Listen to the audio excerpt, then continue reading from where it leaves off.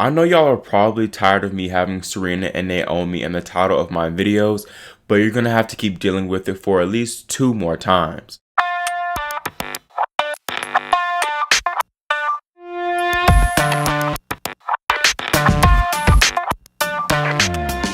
We have the Dream Australian Open semifinal between two icons of the sport, Serena Williams and Naomi Osaka.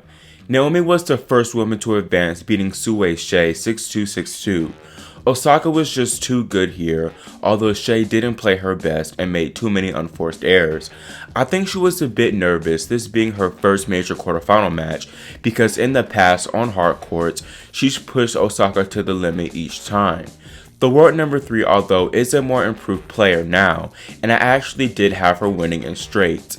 After the match, when asked her thoughts about facing Serena if she had won, Naomi had the following to say. Honestly, I know my next opponent is Serena or Halep, and I always watch Serena's matches anyways. But yeah, normally I never look at my draw, but everyone's told me about my draw here, so I kind of had no choice but to know who my next opponent is. But definitely going to be really fun. For me, it's definitely a mental and physical battle, and of course the same goes for Serena. She's Serena.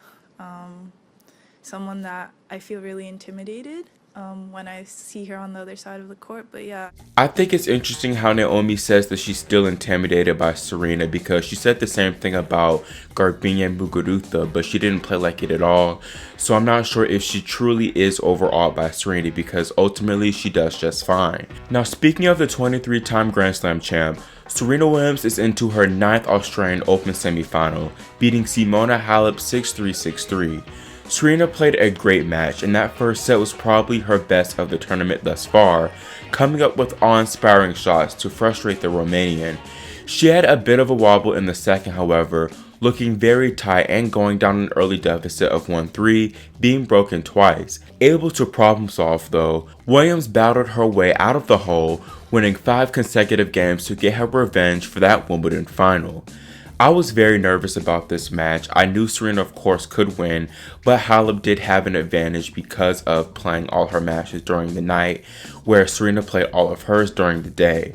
I tried to sleep through this match, but my body knew that Serena was playing and woke me up at 3:30, and I tried to fight that and go back to sleep, but I couldn't, and I just started watching at 4-2 and watched Serena close out the first set.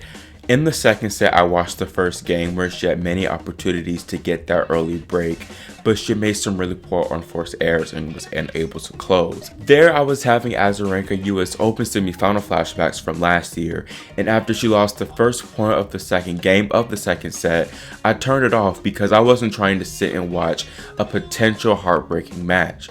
I tried my best to go back to sleep, but I was just tossing and turning until 5 a.m. where I ultimately did check the score and was pleasantly surprised to see that Serena had won in straight sets.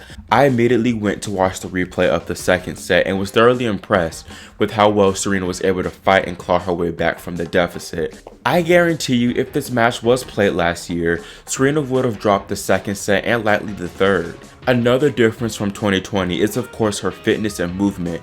Because of this, she didn't have to pull the trigger so soon and was able to hang in there with Halep until she had a chance to attack. Serena actually won the majority of the rallies over 9 points, a drastic change from the Wimbledon final. In her press conference, Serena said that she was motivated to train hard to look fit in her FloJo-inspired catsuit. Moreover, Williams actually said that she was inspired by the Japanese Haitian superstar. What impresses you both on and off the court about Naomi? Well, gosh, she's such a strong player on the court, and she's such a inspiration person. I think off the court, which I think is really cool, and it's so good to see just someone that is so inspiring on both things, whether when they're doing their job or they're not doing their job, and so that's really cool for me.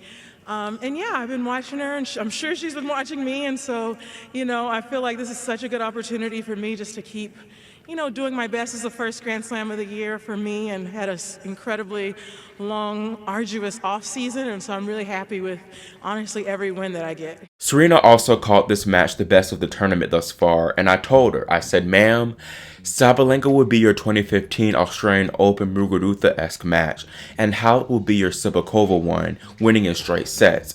Now, I don't know if we'll have a keys-type match with Naomi, because beating her in straight sets will be incredibly tough. Another name that was brought up in the discussion today was Madrid Open owner Ian Tiriac, as of course he made those comments in the offseason saying that Serena needed to retire because she's quote unfit. This is relevant because he's one of Halep's mentors, and to see her get beat in straight sets by an unfit player that needs to retire must have been hard for him. Serena's husband Alexis also took a dig once again, calling Tiriac a sexist and racist.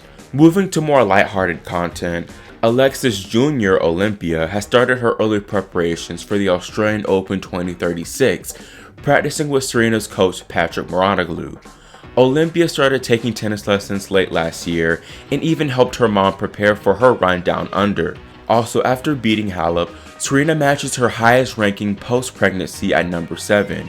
If she beats Naomi on Wednesday/Thursday, she reaches the top 5 for the first time. Looking at the men's quarterfinals, Aslan Karatsev continues his Cinderella story in Melbourne, beating 18th seed Grigor Dimitrov 2-6, 6-4, 6-1, 6-2.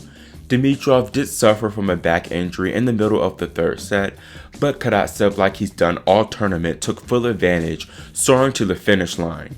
Thus far, Aslan has defeated 3 seeds, number 8 Schwartzman, 20th Auger Aliassime, then of course Dimitrov. The Russian Karatsev is the first men's qualifier to reach the Australian Open men's singles semifinal since 1977.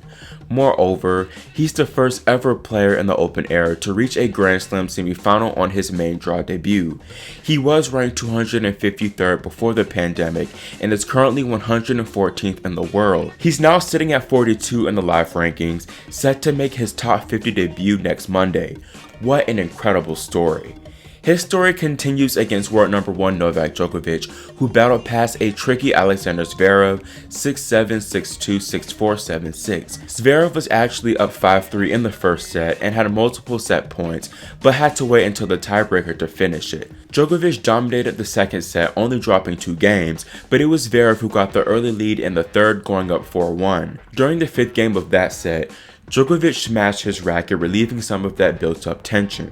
Zverev was up 30-love in both the 6th and 7th games of the sets, but dropped them both, bringing the match back on serve. The 4th set was very similar as the German led 3-love 40-15, but Nole fought his way back and was ultimately victorious. I'm honestly not even surprised by Novak's comeback because this is just what he does. He's a champion. Lastly, I have some good news, as according to the Herald Sun, fans will be allowed to return for the semifinals and finals. This isn't yet confirmed, but apparently almost 13,000 spectators will be in attendance. This is really good because quite frankly, I'm so sick and tired of having to hear those off-sync crowd cheers. That's all for this video, and let me know your early thoughts about the Serena Osaka showdown and the men's results in the comment section below. Also, make sure you subscribe and click the notification bell so you're notified whenever I post my prediction video for that one. Thanks for watching, and we'll see you next time here on Grand Slam Tennis News Today.